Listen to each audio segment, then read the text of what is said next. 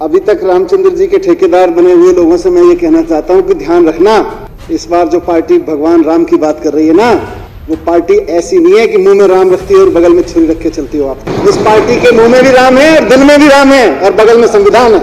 हम जब राम की बात करते हैं तो बगल में छुरी नहीं, संविधान दिखा के चलते हैं और दिल में राम लेके चलते हैं। तो इसलिए ध्यान रखना इस बार वास्ता ऐसी पार्टी से है आपका। विपक्ष के उस साथियों ने कहा कि अच्छा हुआ आप हमारे राह पे आए।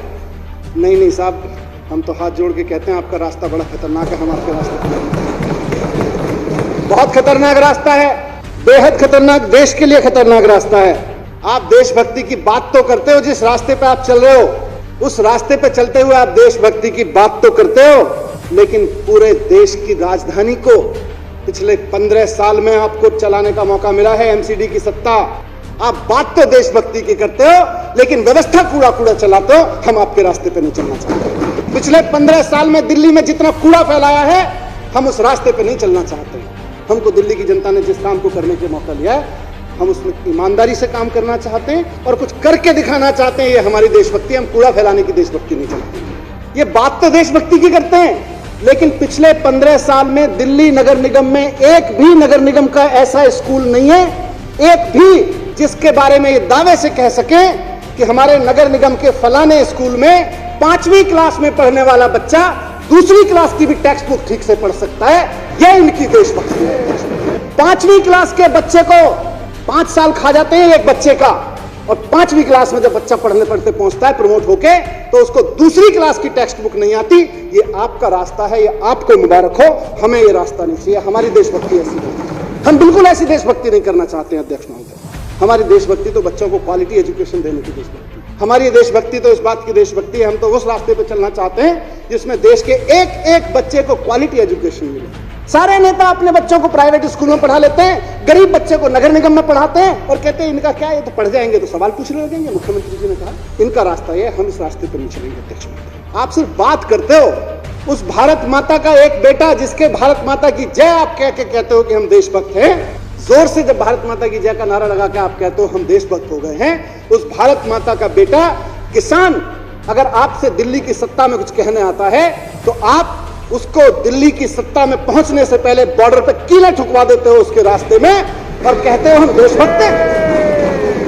आप किसानों का रास्ता रोकने के लिए नुकीली ऐसी कीलें खड़ा कर उसके फोटो खिंचवा के दहशत फैलाते हो। ऐसे लगता है जैसे किसान मिलने नहीं आ रहा है, दुश्मन देश चढ़ाई करने आ रहा है।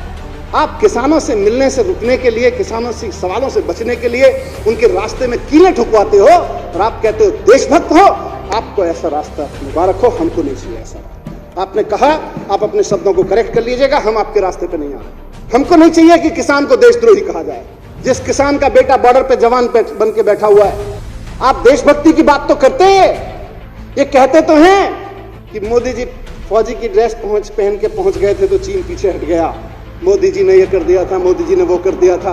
कहते तो हैं, उस जवान की शहादत का, उस जवान की बहादुरी का क्रेडिट तो लेते हैं, लेकिन वो बेटा, उस किसान का वो जवान बेटा अगर खड़ा होके वर्दी पहन के ये कह दे कि मुझे फौज में जो दाल मिल रही है उस दाल में पानी ज्यादा है और दाल कम है, उसे पागल करार दे देते हैं और उसको नौकरी से निकाल देते हैं ये लोग। ऐसी देशभक्ति आपको मुबारक हो, हमें और हमारे देश को ऐसी देशभक्ति नहीं चाहिए।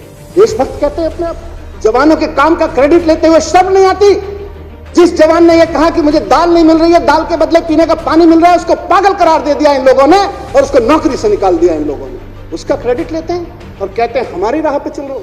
ऐसी राह मुबारक हो जहां हम अपने जवानों को पागल कहते हैं। अगर वो हमारा जवान खाना खाने को मांगे और कहे दाल तो ठीक से दे दो यार, ऐसी आपको मुबारक हो, हमको वो रास्ता नहीं चाहिए। अध्यक्ष महोदय, आप देशभक्ति की बात करते हो, इन मिलावटी देशभक्तों को जहां भी सरकार चलाने का मौका मिला है, जिस राज्य में भी सरकार चलाने का मौका मिला है, इन्होंने बिजली कंपनियों से पैसा खा खा के वहां के आम आदमी के बिल इतने महंगे कर दिए हैं कि वो खून के आंसू रोने पे मजबूर है। इसको ये अपना रास्ता कहते हैं, इसको इनकी देशभक्ति। आज हम जिस बात की बात कर रहे हैं, हमारा रास्ता यह है कि दिल्ली के हर आदमी को, वो चाहे कितना भी गरीब हो, उसके घर में कम से कम एक चिराग तो रोशन हो सके, एक बल्ब तो जल सके। ये हमारी देशभक्ति है। एक आदमी अपने घर में बल्ब जलाने के लिए 2-2 हजार, 4-4 हजार रुपए का मासिक बिल चुका है। ये आपका रास्ता है, आपको मुबारक हो, हमको नहीं चाहिए रास्ता, हम नहीं चलेंगे इस रास्ते। हमें हमें तो खुशी है। अरे आप भी देशभक्ति करो, हम भी देशभक्ति की बात करें। कांग्रेस वहां वेत्ता में बैठी है, बंगाल में जो पार्टी बैठी है, सारे देशभक्ति की बात करें, देश का कल्याण होगा। लेकिन कम से कम देशभक्ति की बात तो करो। देशभक्ति का मतलब क्या हुआ उसको तो बात करो। आप नारे जोर से लगाते हो और बगल में छुरी रखते हो और अपने आप को देशभक्त कहते हो। हमारे लिए तो अध्यक्ष महोदय दिल्ली की तरक्की ही देशभक्ति है। हमारे लिए तो दिल्ली वाले की तरक्की ही देशभक्ति है।